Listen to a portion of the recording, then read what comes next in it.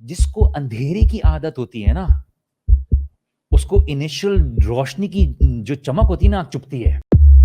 جو دلالت کا عادی ہوتا ہے، دلالت مطلب گمراہی کا عادی ہوتا ہے، اس کو جب روشنی دکھائی جائے گی نا چبھے گی اس کو. اور یہ ان کی مثال یہی ہے کہ ان کو اندھیرے میں رہنے کی عادت ہے.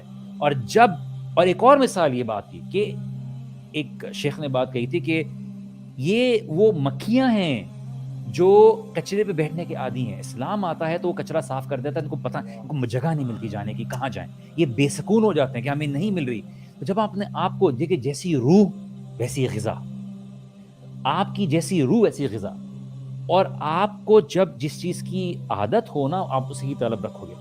آپ اس لیے اس حدیث کو براڈ اسکیل میں دیکھو کہ جو اللہ سبحانہ و تعالیٰ فرماتے ہیں جو مجھ سے ملنا چاہتا ہے اللہ سبحانہ و تعالیٰ سے ملنا چاہتا ہے. آپ اللہ تعالیٰ سے ملنا چاہتے ہیں؟ آپ کی زندگی بات ریفلیکٹ کرتی ہے کہ اللہ تعالیٰ سے ملنے کے لیے آپ تیاری کر رہے ہو؟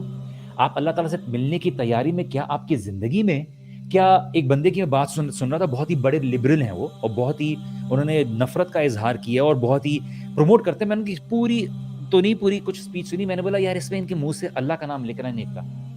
وہ اپنی سالگرہ کی مبارکباد دے رہے تھے اور بول رہے تھے مجھے بہت بلیسڈ ہوں، میں بہت خوش قسمت ہوں میں کہ مجھے میری بیوی ملی. میں نے بولا یار اس پوری ویڈیو میں کیا اللہ سبحانہ و تعالیٰ کا نام آیا؟ کیونکہ ایک بندے کی پرائیورٹیز زبان سے ریفلیکٹ ہو جاتی ہے. آپ کا عقل ایک برتن کی مانند ہے. آپ چاہتے ہو کہ اللہ سبحانہ و تعالیٰ کے لیے تمام مثالیں اعلیٰ ہیں.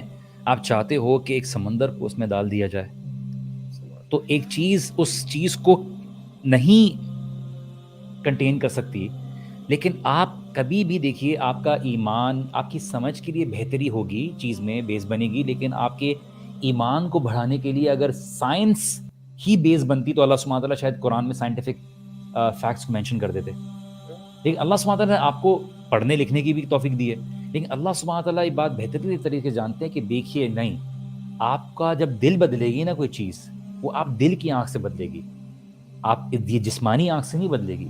جب آپ دیکھو گے نا، آپ چیزوں کو ایکسپیرینس کرو گے تو وہ آپ کو ایک الگ یقین دے گی. کیونکہ بہت سی چیزیں اللہ تعالیٰ نے اس ظاہری دنیا سے نہیں رکھی ہوئی. نماز پڑھو گے، نماز کا اثر زندگی میں دکھے گا، اس نیگیٹیوٹی کو اور دل کی آنکھ کو کھول کے پتہ چلے گا. آسمان سے پانی گر رہا ہے، اس آسمان سے پانی گر کے تم دیکھو گے یار یہی پانی جب اس پودے کو گر رہا ہے تو وہ سیب دے رہا ہے، دوسرے کو دے رہا ہے تو وہ اسٹرابیری نکل رہی ہے، کچھ اس میں کیلے نکل رہے ہیں. اور ایک مکھی ہے وہ بھی کیا کہتے ہیں اسی پانی سے پی کے شہد نکال رہی ہے، دوسرا دودھ دے رہی ہے، اسی سے فنا ہو رہی ہے.